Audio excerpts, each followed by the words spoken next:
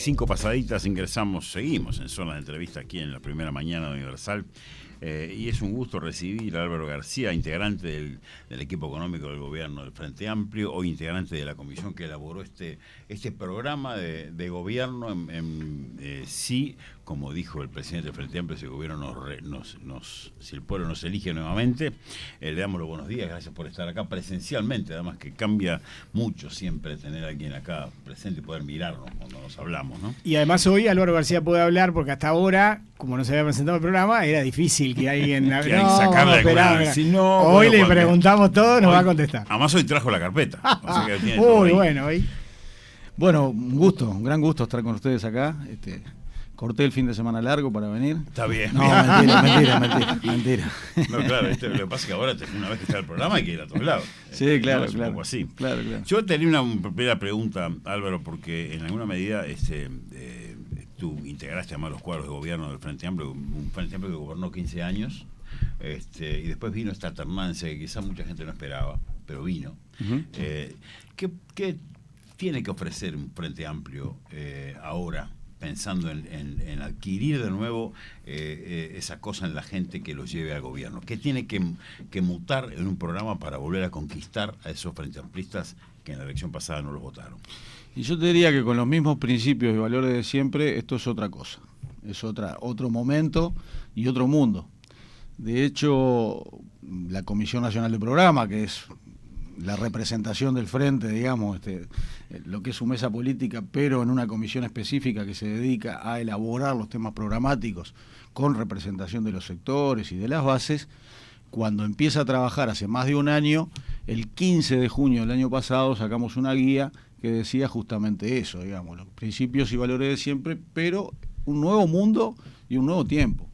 Entonces, desde el de pique nomás, esta propuesta que el Frente le va a hacer a la ciudadanía no surge de copiar y pegar, surge de una mirada nueva, de un esfuerzo que hizo toda la comisión, mirando algunas de las tendencias mundiales que tenemos arriba de la mesa y sobre todo mirando con ojo de futuro y no con ojo de pasado.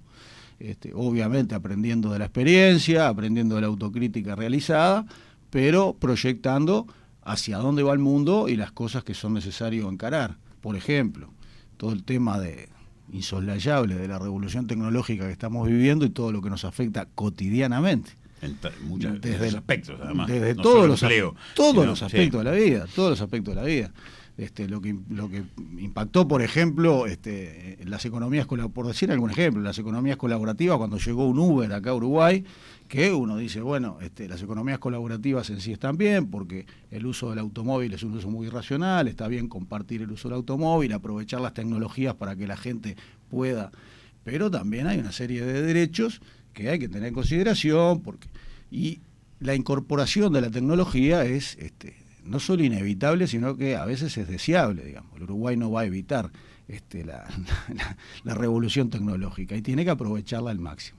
Y evitar los daños que puede hacer esta revolución tecnológica, por ejemplo, tener un país a 2 velocidades. Que haya gente que aproveche todas las posibilidades de trabajar con las nuevas tecnologías, los nuevos negocios que aparecen, pero otro que ni se entere, como decís tú. Entonces ahí está el rol del Estado, el tratar de nivelar y de generar políticas que vayan llevando adelante. Por ejemplo, en el pasado, el Plan Ceibal, de decir, nivelemos lo mínimo imprescindible para que cada niño, cada niña que nace en Uruguay tenga la posibilidad de un acceso tecnológico. Este es un punto, la tendencia mundial de la revolución tecnológica, pero está el cambio climático, los feminismos y las diversidades, las tendencias a mayores desigualdades que están sucediendo en el mundo, los cambios demográficos, una serie de cosas. Álvaro, yo antes de entrar al programa quería tratar de entender el proceso que va a tener este programa. O sea, de alguna manera es un borrador elaborado, como tú dijiste, todo ese tiempo. Ahora se le presentan los lineamientos de acá a diciembre a todos los sectores y de alguna manera en diciembre se aprueba un programa, el borrador de programa. Y después hay que establecer un plan de gobierno y van a establecer las candidaturas y los candidatos que lo van a llevar adelante. ¿De qué manera este programa queda el candidato que salga ganador del Frente Amplio con, entre comillas, la obligación de llevarlo adelante. Porque yo recuerdo la elección del 2019 donde en uno de los debates Daniel Martínez con la calle Pou se habló del tema del programa y de cómo aplicarlo y cómo no aplicarlo, ¿no? Hubo allí una diferencia de conceptos. ¿Hasta dónde queda el candidato obligado, entre comillas, vuelvo a decirlo, a cumplir exactamente con lo que respalda el Frente Amplio? Bueno, a ver, algunas precisiones con respecto al anterior, que estuvo bastante bien recontado, pero Dale. algunos detalles. Este es un borrador en el sentido de que obviamente es un documento para la discusión y puede cambiar de manera importante. Esto fue elaborado, como decía, por la Comisión Nacional de Programa, con sus 32 unidades temáticas. La comisión es la comisión responsable, políticamente responsable, y las 32 unidades temáticas proponen. Plantean documentos, de hecho plantearon 32 documentos de 10 páginas cada uno. Se acaba de presentar al plenario el sábado esta propuesta, justamente es la propuesta de la comisión, que tiene el respaldo de todos los sectores y los representantes de la base, pero ahora se esparce por todos lados, se esparce básicamente a nivel de lo que es la unidad del frente básica, que es el comité de base. El frente tiene más de 450 comités de base y bueno, vamos a recibir propuestas, vamos a hacer algún formulario tipo ahí para tener las propuestas sistematizadas. El documento que está circulando tiene numerada línea por línea, o sea que es fácilmente identificable de qué estamos hablando, qué hay que cambiar, qué hay que suprimir, cuáles son las propuestas. Y eso va al Congreso, que es un Congreso mayoritariamente de base, que tiene el Frente así, porque sus estatutos así lo dicen, con presencia de los sectores, y allí se discute y se aprueba la propuesta de bases programáticas. Eso ya va a ser las bases programáticas del Frente. Después de eso va a venir un plan de gobierno, que tiene un aterrizaje mucho mayor. De hecho, en esta base programática tratamos de no avanzar demasiado sobre herramientas, porque justamente lo que tú decías va a depender del candidato o la candidata que lleven adelante el programa y del tiempo. Porque fíjate que estamos a 2 años, a un poquito menos de 2 años de que asuma un nuevo gobierno. El mundo cambia muy el mundo cambia muy rápidamente, entonces eso hay que replantearlo, y el año que viene en campaña electoral y después de las elecciones también hay que replantear, ver cómo se hacen las cosas y qué paquetes de cosas se arman para marzo de 2025. Entonces todo un proceso. Ahora, ¿cuánto lo obliga? Y lo obliga bastante, ¿no? Tabaré Vázquez decía, con la Constitución a la ley en una mano y con el programa en la otra. Entonces, el programa es lo que tiene que llevar adelante los candidatos del Frente Amplio. Álvaro, ¿cómo se va a parar el Frente Amplio con una transformación educativa que ya está en marcha y con este documento de 16 medidas por la seguridad, que son 2 temas muy importantes para los uruguayos? Bueno, empezando por el segundo, resulta muy importante que haya un diálogo. Resulta muy importante que haya un diálogo. El Frente lo había llamado también en su momento. A veces los resultados de los diálogos no son inmediatos, dependen mucho de las coyunturas políticas, de cómo se posiciona cada uno de los partidos, de su mirada más individual que colectiva. Son cualquiera de los 2 temas, educación y seguridad, indudablemente tienen que ser política de Estado. Y politizarlos, la verdad que no ayuda. Entonces, lo del diálogo de la seguridad, bueno, me parece bien importante. No lo habíamos tenido hasta ahora.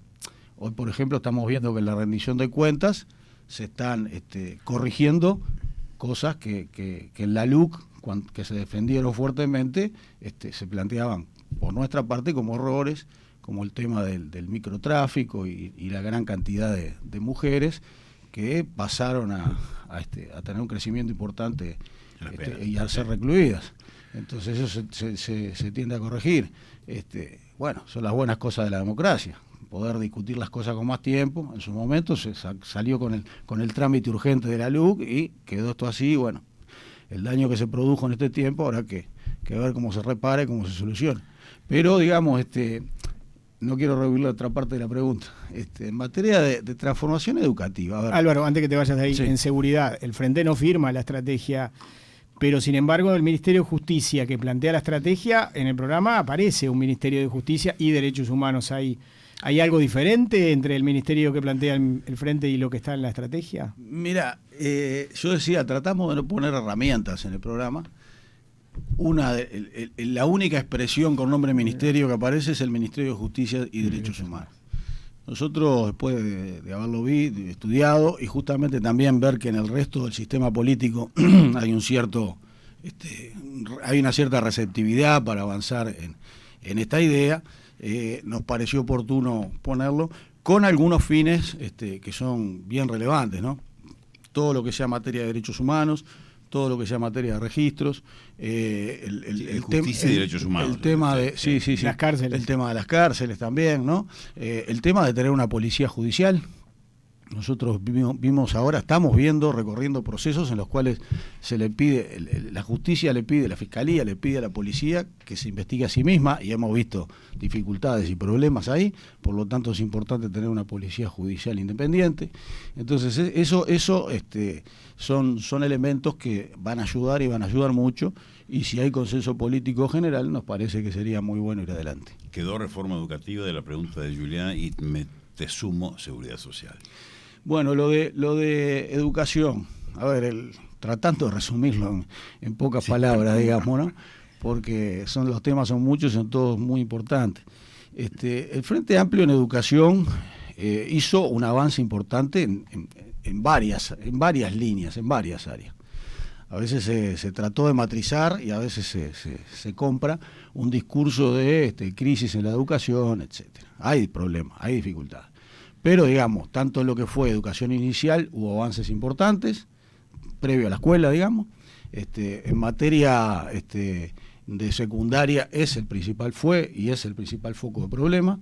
Muchas veces problemas que no solo son causa de la educación en sí, sino que son los entornos, indudablemente, sociales, que obviamente es un tema que hay que afrontar de manera integral. Y en universidad, bueno, hubo un empuje muy fuerte a nivel nacional con la creación de la UTEC, la descentralización universitaria y una gran cantidad de universitarios nuevos dentro de la universidad. Lo principal de esto para nosotros es decir, bueno, ¿para qué futuro educamos? Como decía Reina Reyes, ¿verdad? Lo que decía yo al principio conceptualmente, también aplicarlo a la educación. ¿Cuál es el mundo que viene? ¿Qué habilidades, qué necesidades se van a tener que llevar adelante? Y ahí se han venido recorriendo procesos, digamos, ¿no? Hay una gran cantidad de grupos, de centros de enseñanza que hacen educación por proyectos. De hecho, hemos tenido varias premiaciones internacionales por ello. Los resultados siguen siendo muy magros, en secundaria sobre todo, que es lo que más preocupa, ¿no? Porque el objetivo debería ser el resultado de quienes van a ser docentes, claro, que tienen dificultades de comprensión lectora. Ahora, ¿hay una transformación educativa, Álvaro? ¿Se cambiaría lo que ya está? A ver, la transformación educativa, el gobierno ha hecho muchas veces gala de grandes nombres para pocos cambios, ¿no? Yo he visto algunos materiales de Daisy Iglesias, que es una de las representantes de los docentes en la ANEP, y bueno, con comparaciones materia a materia de lo que se estaba proponiendo de cambio, no era demasiado grande, era más bien un cambio de nombre. A nosotros nos parece que sí que hay que avanzar en trabajo en habilidades, ¿verdad? ¿Cuáles son las habilidades que se requieren en adelante? Hoy la información está disponible, hay que tener la capacidad crítica, y van a tenerlo cada vez más los muchachos y muchachas en adelante, de ver cómo discriminar si esa información es real, es falsa, si se puede utilizar, cómo interpretarla y cómo, digamos, y eso requiere de habilidades importantes de trabajo en equipo, de multidisciplinariedad, de liderazgo en muchos casos. Y por ahí va la cosa. Yo lo que veo en educación que muchas veces también se discute, se polariza, y eso a veces no ayuda, a veces. Y creo que, bueno, por ejemplo, en el caso del nivel de los docentes, es muy importante avanzar en una universidad de la educación, y así lo está planteado. Y nos parece que es bien importante darle nivel, darle relevancia a quienes enseñan, en primer lugar. La seguridad social que planteaba Nano, el Frente Amplio en la propuesta habla de un sistema solidario, de reparto intergeneracional y de ahorro voluntario, ¿no? O sea, 3 pilares en el que se sostiene. De alguna manera, ese programa lo aplica el Frente Amplio en caso de ganar, deroga la reforma que ya está, recolecta firmas en el año que viene. ¿Por dónde se puede aplicar ese programa con 3 pilares? A ver, en primer lugar, completamente de acuerdo, y lo dice el programa, en lo primero que hacer un diálogo social con toda la sociedad, que fue lo que no se hizo en esta reforma anterior. Eso nos parece que es fundamental. mal podemos avanzar en referéndum o plebiscito o cualquier tipo de elemento, en mi punto de vista, sí vamos a llamar a un diálogo social, ¿verdad? Además no se visualiza mucho un mecanismo como para atacar a la ley aprobada en este periodo de gobierno o en las elecciones, ¿verdad? Entonces, primero que nada, un diálogo social. Y segundo, lo que dejamos a nivel de programa son, bueno, los principios que nos parece que tiene que tener una reforma de la seguridad social. Uruguay es una de las mejores democracias del mundo. Por lo tanto, en esta continuidad y cambio de gobiernos, las leyes se aprueban, están vigentes, y después se hará la revisión en su momento de cuáles son las cosas que hay que modificar, con esos principios. Por eso nos parece importante el mecanismo del diálogo, ¿verdad? Y después colocar esos principios que van a ser los que van a regir los criterios sobre los cuales se va a analizar la situación de la seguridad social, siempre pensando que tiene que ser los primeros tiempos, ¿verdad? Tiene que ser un diálogo que sea relativamente pero se cambia rápido y breve. Va a haber que cambiar cosas, porque, a ver, sucede que por ejemplo, en la reforma planteada, que además es una reforma más bien jubilatoria, no es de todo el sistema, ahí se pierde un poco de posibilidades de compensar y de mirar la película completa o el bosque completo. Solo se mira también la parte de gasto y no se mira la parte de ingreso. Hay cosas que son positivas, el avanzar, aunque sea en un tiempo muy prolongado, pero hacer un sistema único, que no haya diferencias y privilegios entre las diferentes cajas, o sea, el avanzar hacia un sistema único va a ayudar a eso, pero toda la parte de ingreso no se toca, y se pierde una gran oportunidad que va a haber que encararla, porque muchas veces hay aportes que sabemos que la gente después los hace y los considera como un impuesto porque no visualiza eso como que lo vaya a servir para su retiro futuro. Ese sistema de incentivos hay que modificarlo, hay que revisionar toda la parte de ingresos también. ¿Y la SAFAP se va a discutir? Porque el Frente en los 15 años tuvo distintas posiciones, no se tocaron, pero había diferencias. No se logró un acuerdo. ¿Se tocan las AFAP o no? Porque se habla ahorro voluntario no lucrativo de alguna manera. Y en esta reforma se privilegia a las AFAP más de lo que ya estaba. Sí, se amplían a todas las cajas. A mí la verdad que eso no me gusta, pero habrá que verlo. Estoy hablando a título personal, ¿no? Eso se va a discutir. Nosotros hicimos algunas medidas que creo que fueron positivas. En el 2016 se identificó una diferencia muy grande en las comisiones, estaban liberalizadas las comisiones. Y vos fijate que esto es ahorro previsional, ¿no? Entonces es la plata tuya que entra a una FAP, en la cual se te hace un descuento por administración, etcétera. Había una diferencia muy grande. Pusimos un tope en su momento. Creo que ahora se volvió a liberalizar. No nos parece que sea bueno porque no puede haber tantas diferencias entre las diferentes AFAP para hacer una administración de fondos que están más o menos tabuladas, ¿no? Uno dice, puedo invertir acá, puedo invertir allá, puedo invertir allá. Entonces, a veces esa mordida te va quitando posibilidades para tu jubilación futura. ¿Qué sonido tiene la mordida? Siempre en Uruguay. Álvaro, una pregunta política te quiero hacer, porque más allá de la primera pregunta que te hacía, que bastante se discutió, que te hacía Andrés sobre el tema de lo que dijo Daniel Martínez respecto que el programa desinterpretaba, y teniendo dos candidatos visibles en el Frente Amplio, uno apoyado por una fuerza mayoritaria dentro del Frente Amplio, que es el Partido Comunista, como es Carolina Cose, y el otro apoyado por otra fuerza mayoritaria dentro del Frente, que es el MPP, Yamandu Orsi. ¿Qué puede cambiar políticamente ganando uno u otro? Políticamente, ¿cómo se mira desde el resto del Frente Amplio todo esto? Bueno, tú sabes que nosotros como plataforma, que es el grupo nuestro, yo tuve 37 años en el Partido Socialista. Para las elecciones de 2019 hicimos un acuerdo con la doctora Cristina Lustenberg, y nos tiramos en la lista 982 en aquel momento. Nos faltaron 5.000 votos para llegar al Senado. La doctora es diputada. Y bueno, un compañero nuestro que es Fernando Cáceres, ex secretario de Deporte, es su suplente. Después de eso, siempre, a partir de aquel momento y después de eso, siempre pensamos en sumar en una parte del frente que ha estado bastante dividida, y que es la parte más sereñista, progresista. De hecho, conformamos conjuntamente con la Asamblea Uruguay de Danilo Astor y con Fuerza Renovadora de Mario Vergara, Lilian Quechichán, con el Partido Demócrata Cristiano, con Magnolia de Cristian Di Candia, entre otros grupos, conformamos hace un año y medio para las elecciones del Frente convocatoria serenista progresista, y ya con pocos meses de campaña en las internas del Frente fuimos tercera fuerza, en algunos lugares bastante cerca de alguna de las dos fuerzas mayoritarias. Como todos sabemos, en una elección interna pesan mucho los aparatos militantes, ¿verdad? En una elección abierta eso es distinto, hay otras maneras de comunicarse con la gente, etcétera. Por lo tanto, nuestra expectativa es de continuar un proceso de crecimiento y de darle al Frente un equilibrio mayor en las sensibilidades que el Frente tiene. Hemos estado discutiendo en los últimos tiempos acerca de la presentación de una candidatura propia o no, y bueno, nosotros ahora como plataforma hemos decidido acompañar el consenso al que se llegó en convocatoria para que Mario Vergara esté terciando allí en la... terciando o no sé cómo se dice, cuaternando, porque también está Andrés Lima que planteó su intención de ser precandidato. Esto lo va a definir el Congreso del Frente también, el mismo Congreso que aprueba el programa, así que bueno, vamos a estar trabajando y acompañando las recorridas del compañero para ese, y ahí veremos después, Nano, cómo queda planteado el panorama, qué es lo que resuelve el Congreso en diciembre, y ver cómo seguimos adelante luego. Álvaro, había un tema que quizás no era tan recurrente a los otros programas, pero que me imagino ahora va a estar subrayado, que es el tema del agua. ¿Por dónde se empieza a caminar a partir de esta crisis? Porque me imagino que se tienen que dar señales claras de por dónde ir.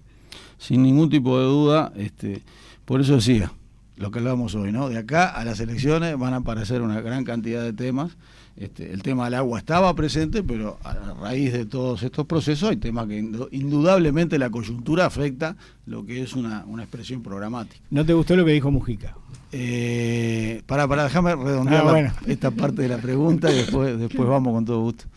Yo creo que sí, que deberíamos generar una mayor... En la película, enganchando las dos preguntas, en la película de lo que dijo Mujica, en la película larga, estoy de acuerdo. O sea, yo creo que debemos generar una mayor conciencia con referencia a esto en Uruguay. Yo hoy hablé de las tendencias mundiales y de la tecnología.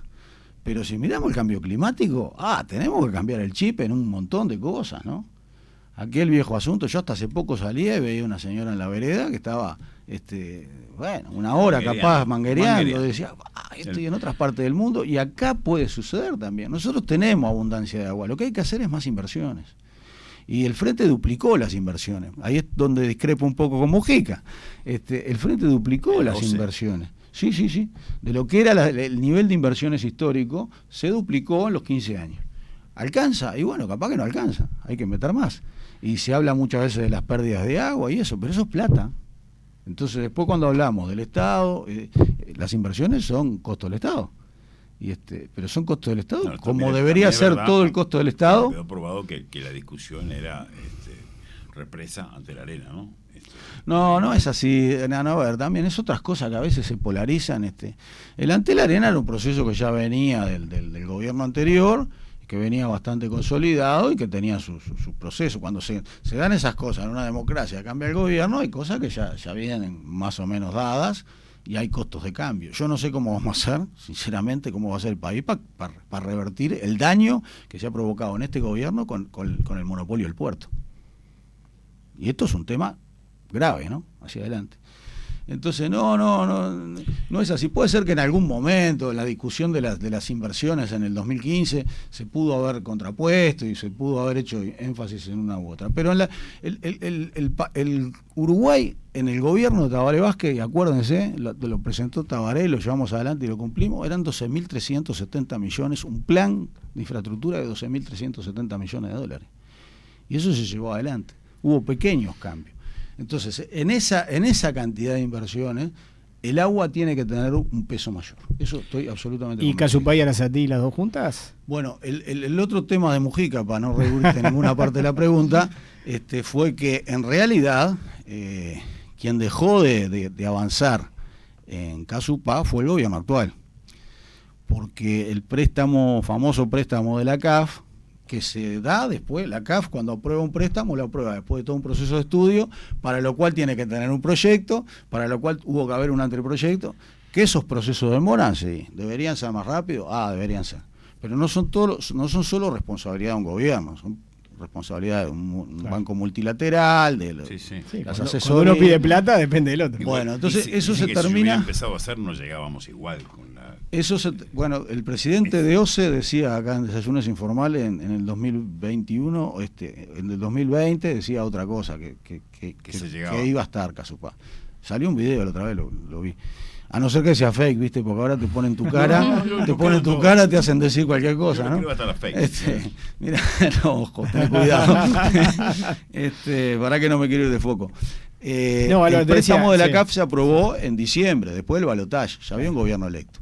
Por eso Tabaré Vázquez, cuando sale y hace una conferencia, y dice, bueno, le vamos a entregar 2 cosas al gobierno, esta es una. Y ahí lo que había que poner era la firma del Ministerio de Economía para otorgar la garantía soberana. Y hacerlo. ¿Y qué pasa? ¿Por qué todavía se sigue renovando? ¿Por qué las inversiones, incluyendo las del agua, son las más fáciles de cortar para después mostrar buenos números fiscales?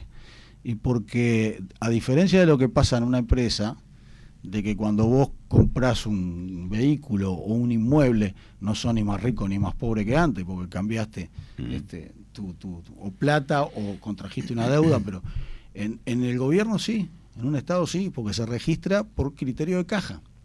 Entonces, por más de que la inversión te vaya a servir por 25 años, cuando la pagás la haces la inversión, tenés que darla toda como gasto. Esto no es un tema menor, esto lo venimos discutiendo largamente.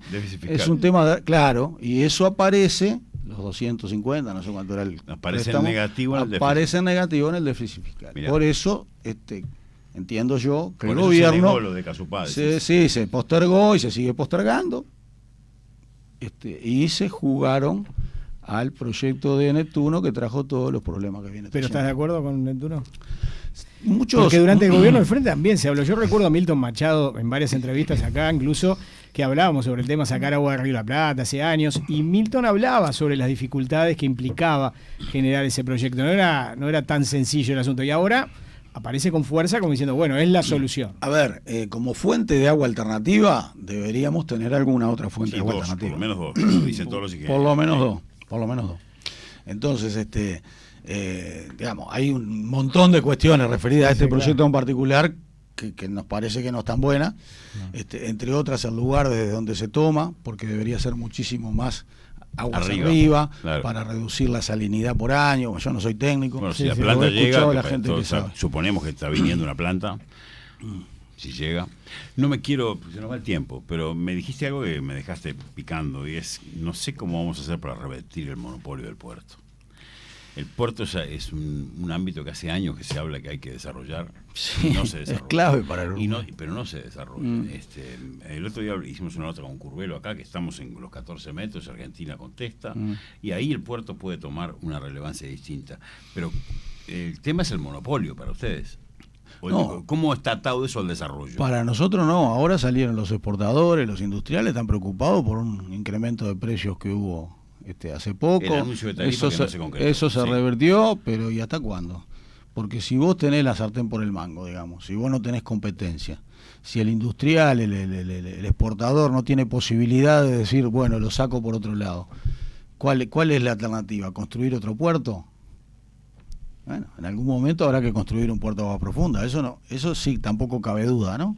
De acuerdo a los calados de los buques y eso, el Uruguay necesita en algún momento construir un puerto más oceánico, claro, un puerto que no compita con digamos, la realidad nunca es sencilla, los temas siempre son complejos, pero nos preocupa muchísimo eso, digamos, el costo país, ¿no? Que tanto ha preocupado y tanto hemos escuchado siempre. Nosotros necesitamos tener, el Uruguay ha sido promocionado por todos los gobiernos, como un hub logístico en América del Sur. No solo venga al Uruguay, sino que accede al Mercosur, a 300 millones de personas en un radio de 200 kilómetros, etcétera, etcétera, etcétera. Nosotros tenemos que tener una infraestructura adecuada y un puerto que sea competitivo. Siempre estuvo planteado así. Álvaro, en el tema Mercosur, ¿se da vuelta el timón y se queda con la región o se apuesta a lo que dice el presidente de comercializar por fuera? Otro tema que son temas para la tribuna, discúlpenme la expresión. Pero ¿qué ha ganado Uruguay hasta ahora con la actitud que tomó el gobierno en el Mercosur? En concreto, los empresarios, los trabajadores uruguayos? ¿Qué han conseguido? Absolutamente nada. Y yo veo las cumbres porque me gusta, la pasan en directo, escuchar los discursos. Ahora quería ver esta. No, en serio. Sí. Bueno, yo he participado de unas cuantas, pero digamos, me parece interesante escuchar los discursos. O sea que, bueno, he sido testigo de cómo se dan los diálogos. Muchas veces los presidentes se hacen algunos chistes, sí. Bromas, que también son humanos, sí. Claro, lógico, que denotan también posturas políticas y todo. Pero hay que ver los documentos, porque queda escrito. Pero ¿no? Claro, y esa posición de decir, bueno, y nosotros vamos a seguir insistiendo. Ahora, tanto es algo que reclamó el Uruguay históricamente, ¿no? Bueno, lo que pasa Vázquez, lo reclamó Mujica, es un tema de cálculo, Nano. El Uruguay, ¿cuál es la alternativa? En negociación hay una frase que es la MAN, la mejor alternativa a un acuerdo negociado. ¿Cuál es la alternativa? Irse de Mercosur es perder una enorme cantidad de posibilidades y ponerte a los dos países enormes al lado tuyo en contra. O sea, por algo nadie lo ha hecho. Entonces yo lo que veo es que se habla, van a pasar los 5 años y no va a pasar absolutamente nada. Entonces la posibilidad, ¿cuál es? La posibilidad es avanzar, que se va a avanzar de repente más despacio, pero decir, bueno, indudablemente Uruguay y Paraguay son países menores a los otros, se necesitan corregir las asimetrías. Eso es una máxima dentro del Mercosur que se logró imponer por los países chicos. Un ejemplo es el FOSEM, el Fondo Estructural del Mercosur. Brasil, de cada 100 millones de dólares del fondo, Brasil pone 70, Argentina 27, Uruguay 2 y Paraguay 1.